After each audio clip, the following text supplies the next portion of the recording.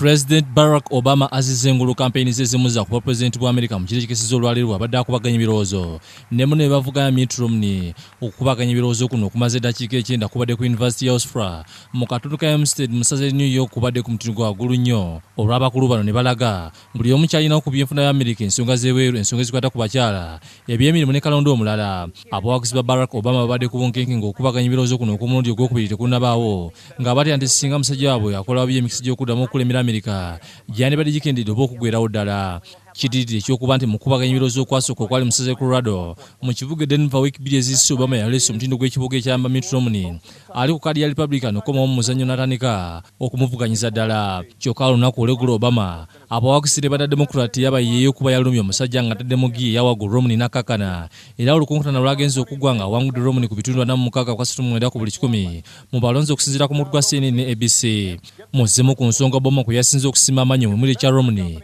okubakola okuyisaawo enteekateeka ku kijinya bannaggaga baleme kuwa misolo kwonna ekifaananyi ky'Amerika mu mawanga ageebonayira ssaako n'okumujjukiza akatambi Romney ke yakola ng'avvola Amerika n'amusanvu ku buli 100 abawa omusolo obuteerevu. Governor Romney says he's got a 5-point plan. Governor Romney doesn't have a 5-point plan. He has a 1-point plan. And that plan is to make sure that folks at the top play by a different set of rules.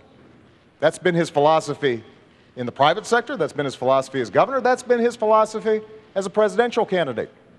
You can make a lot of money and pay lower tax rates than somebody who makes a lot less. You can ship jobs overseas. Kyokka ne Romney neeyazizza omuliro n'alangirira Obama okuba musibya byaye ku nsonga enzijawulo ssaako okusuubiza America ensi n'eggulu mu kisaanyi ekyasooka kyokka byonna bimulema nkati alinga amalira ebiseera. The unemployment rate was 7.8% when he took office. It's 7.8% now.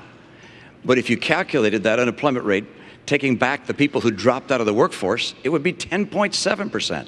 We have not made the progress we need to make to put people back to work. 23 million Americans struggling to find a good job right now. There are 3.5 million more women living in poverty today than when the president took office, which is we have 4 consecutive years where he said when he was running for office he would cut the deficit in half. Instead, he's doubled it. We've gone from $10 trillion of national debt to $16 trillion of national debt.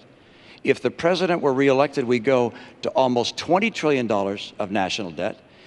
Yeah, keep in mind that Governor Romney invested in companies that were pioneers of outsourcing to China and is currently investing in countries, in companies that are building surveillance equipment for China to spy on its own folks. My priority is jobs.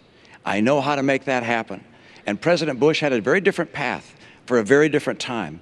My path is designed in getting small businesses to grow and hire people. Okukubaganya ebirowoozo okumundi ogwokusatu kugenda kubeera mu ssaza Florida ku mmandi ya wiiki ejja nga 22 ng'ebula wiiki 2 America okusuula akalulu kaabwe nga Novemba 6, 2012. In the last 4 years, you cut permits and licenses on federal land and federal waters in half. Not true, Governor Romney. So how much did you cut them by? Not true. By how much did you cut them by then?